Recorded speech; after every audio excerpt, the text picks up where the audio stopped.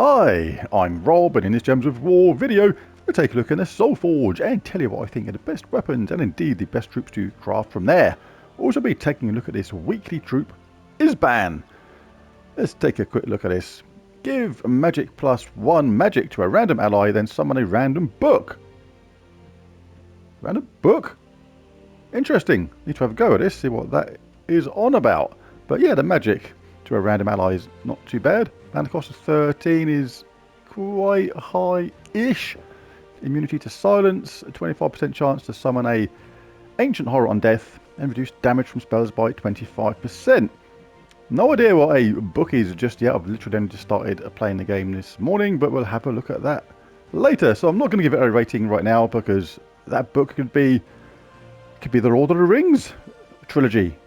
Could be War and Peace or Moby Dick, something spectacular. Or it could be a Mr. Men book or something like that and be absolute rubbish. So we'll have to see on that one. Anyway, we'll come back to that later. Anyway, my landlord wants to talk to me about how high my winter heating bill is. I said, come by any time. My door is always open. that one was sent from KK Canada. Like that one, very funny. Well, I thought so anyway. Alright, anyway, let's grab a bunch of these. You don't have to get these to Mythic all the time if you are tight on glory. Just make sure you grab at least one. Always worth adding a new troop to your collection. Oh, we got over here Ruby Biter. Got it. Does magic +3 true damage to an enemy boosted by gargoyle gems. Nothing essential about that. It's just collectible more than anything. Right, let's jump into the Soulforge then. I do like to grab these spoils of war while I'm here though. Let me do this before I go anywhere. Thank you kindly. Into the Soulforge we go then. Let's see what we got in here this week. Start with the weapons first. Crag Smasher, don't get it from here. Looks cheap at 200 diamonds, but it's even better to get it from the invasion event. Get it from the shop there. You're going to want to do a few tiers anyway, so definitely get it from the invasion event rather than spend your hard-earned diamonds here. But let's take a look at it. Deals magic +3 damage to the first 2 enemies boosted by Daemon allies. So yeah, that could be cool. We'll take a look at that later, see if it's usable in the event or not. All these other weapons, like the Eye of Zathanos, Shattered Blade, Broken Guard, Dawnbringer, etc. are in my Soulforge extra video. And I'll put a link to that in the description below, because there's no point in going over them literally every single time. One of the stars is here all the time, but that isn't in my Soulforge extra video because it arrived later. But if you've got enough resources to make this, you absolutely should. Absolutely fantastic weapon, possibly the best weapon in the game, even though it can backfire sometimes. Most of the time it doesn't. Creates an absolute ton of mana, has the benefit of a cleanse and a curse as part of its spell. Absolutely fantastic, and uses all colours, so you can use it literally in all kinds of teams. Absolutely superb. Alright, all them ones are here all the time. What's the next new one? Aegis of Helcrag. Remove all brown gems, deal magic-based damage to an enemy, boosted by gems removed, and if the enemy is from Helcrag, or if the battle is in Helcrag, deal a double damage.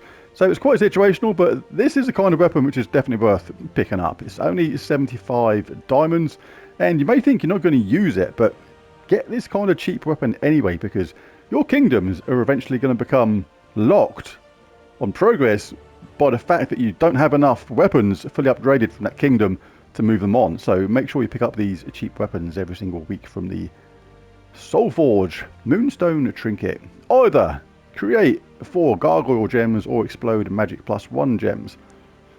The explosion's pretty good. But I kind of like to know what's going on. It's not diabolical or with the 4 gargoyle gems, providing you've got like someone who's going to explode gems yourself, because you can't rely on that to explode them. But yeah, sort of interesting, but not essential.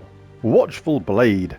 Deals magic based damage to an enemy boosted by Helcrag allies. Then create a mix of 6 red and brown gems for each Helcrag ally. Uses green and purple, generates red and brown. So as usual with these kind of weapons, just make sure you've got a couple of troops that use red and brown in your team to benefit from all that mana. Otherwise it's going to be wasted. Stoneseeker. Deal magic based damage to an enemy boosted by all brown allies and constructs. So better in an all construct team that uses brown. The weapon uses brown. But Yeah, the boost is, what, times 5, so it's still not absolutely amazing, but yeah, these things are okay. What else we got? These are the standard ones for that, and that looks like it is about it for that. Right, so let's hop over to the troops, see what's going on. If you're a newer player, or if you're still collecting troops, definitely have a little look through all these summoning stones ones here, see if there's anybody decent along the way. Stuff like Mercy, really good. If you're a new player, any troop that starts battles with full mana is going to be worth getting. Really, really good. Anything that's got an extra turn, grab them. Always useful. So have a little look-see through, see what's going on. See who's there, like Goblin, Shaman, Goblins, they all have an extra turn. Worth the roll of the dice, see if you get lucky and pick some of them up. So yeah, have a little look through there. Right, let's go to the bottom and start with the Mythics first, see who we've got. We start with the rather awesome Khronos. Does magic-based damage to all enemies, then converts all blue gems to hourglass gems. Now, that's like blue to yellow effectively, but with the effect of hourglass gems. Hourglass gems are pretty amazing in this game. An hourglass gem, when you match it, you've only got to get a 3 match. Remember, to get an extra turn normally, you need to make a 4 match. And if you're frozen on that colour, you still won't get an extra turn. But hourglass gems are different in the way that you've only got to match them to the colour, which is yellow, and you'll get an extra turn even if you're frozen. That is like mind-blowingly good. Freeze has no effect against hourglass gems. Absolutely superb. And his traits are really good as well. Gain 1 magic when an ally casts a spell is okay. Just slow but sure increase to that damage. Reduce damage from spells by 25%, always useful. But enchant all allies when I get an extra turn is like superb. So you can combine those benefits of those hourglass gems, and the fact it does damage to all, to get lots of no turn wins sometimes. Like Khronos is really, really unbelievably good. Right, Deathlock Dreilak. He's kind of not so good. Curtain death mark an enemy, then deal magic based damage to all enemies below them, then summon Abarath. 25% chance to summon an ancient horror on death is a bit naff because you got to die to get it. Immune to poison disease, lycanthropy and death mark is alright.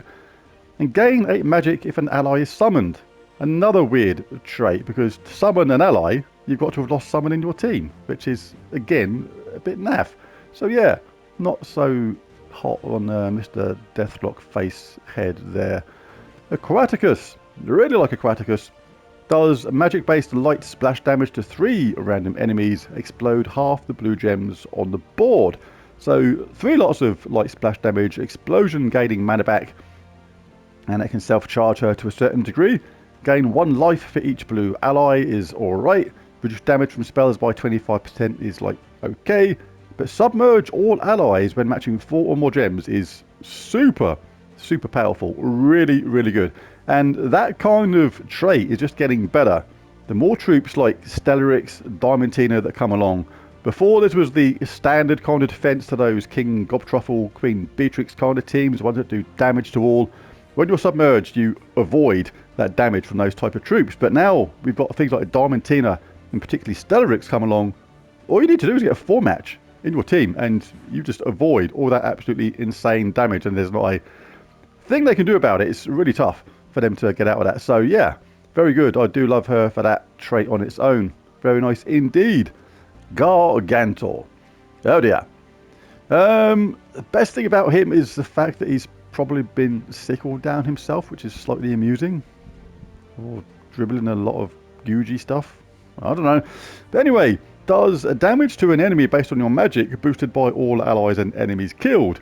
But the boost ratio is just times 15, which means even if you've killed 2 enemies on the other side, and you've lost 2 enemies on your team, that boost is only another 60 in this case. So it's like, it's only been 120 even in my case. It's still absolutely rubbish. And the traits aren't that great either. Gain 2 life on 4 or 5 gem matches. Impervious is pretty decent though, I suppose. Immune to all status effects, devour, lycanthropy and mana burn. And gain 8 attack and magic when I take damage. So to increase that rather mediocre spell, he has to basically get hit. So, I don't know, if there's a way of boosting up his life so you can leave him up top and let him get hit all the time, it could boost up his magic. But it's still going to take too long to be significant. So yeah, Gargantaur. Right, so let's take a quick look at the legendaries then. Who do we have first? We have the Weirstag. Does true damage based on your magic to the first and last enemies, then creates 3 Doom Skulls for each lycanthropy gem on the board. Can go really, really well with certain other troops that and create an absolutely heck of a lot of skulls and do a lot of damage. So very good troop for that, and does inflict lycanthropy on a random enemy when matching 4 or more gems, and a 50% chance to convert a purple gem to a lycanthropy gem at the start of my turn. So it's quite a specialist troop, but not too bad overall. Next we have Suvius. Does damage to all enemies, magic +1, boosted by burning and enraged allies and enemies. That spell can be boosted by its traits. Enrage myself when I take damage, reduce damage from skulls by 50%, and 50% chance to burn a random enemy at the start of my turn. So yeah, not too bad a troop, that one. Tinseltail. Used to use this quite a lot in the early days. Give all allies 4 magic with a 50% chance for each of the following. Deal magic +1 damage to all enemies, explode 8 random gems, and give all allies magic +1 life. 50% chance for all those things can happen. All those things could happen, or none of them could happen. So the roll of the dice when you cast Tinseltail, but I do like that sour candy as well. Fairy fire a random enemy when matching green gems. So it's pretty cool. Fairy fire troops going to take 50% extra damage from incoming spells, so that can be very effective as well. And the rather good King Mikhail. Explode a row. Deal magic based damage to all enemies. Deal 9 more damage if I am enraged. Gets angry really quickly simply by collecting brown, courtesy of Angry Bear, that last trait.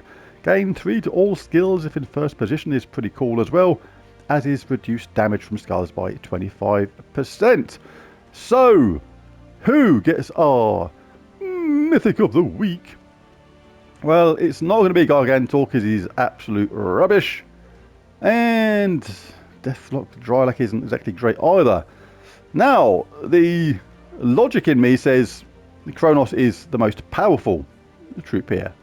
Does damage to all enemy, has the benefit of that rather cool blue to hourglass gems part, which makes him absolutely awesome. You can loop teams to death with him, and they can sometimes you get a win sometimes without the enemy getting an extra turn, and also that essence of time is rather awesome as well. But I'm kind of torn because Aquaticus is just so good because of that third trait. It's so important against Stellaryx teams, Diamantina teams, Gobtruffle, Queen Beatrix. Such a good defense to that. It is unreal to submerge all allies when matching 4 or more gems. All you got to do is get an extra turn and you are safe from all that damage. I know she doesn't cause a huge amount of damage herself, but in other teams you could just be dead by Stellaryx and Diamantinas, things like that really quick. But with that, just a 4 match can save you from all that damage. So I'm going to give it to Khronos. I will give it to Khronos. I'm going to give him my Mythic of the Week, because it's just such a good spell, dealing damage to all enemies, then convert all the blue gems to hourglass gems, and essence of time is amazing.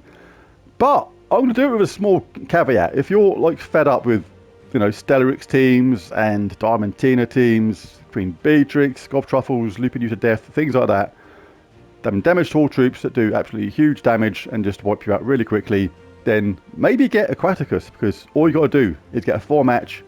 All allies are submerged and you are safe from those damage to all troops. So Khronos gets it, but with a kind of asterisk by it, because he is the most powerful on paper, but Aquaticus is super crazily handy in other ways. So yeah, you pays your diamonds and you takes your choice. But there it is, there's the video. I'll be back later on with my invasion team and things like that. It's Manic Monday, 4 videos today, because I'm going to try and take a look at the Hellkrag Epic Trials as well, because that needs to have a second look because the way Charlestoni's spell has been nerfed. So we'll be doing that as well. But there's a video. If you enjoyed it, found anything useful or helpful, it'd be really cool if you bash that like and subscribe button. It really does help. But most of all, thanks for watching. I'll catch you again next time. Bye for now.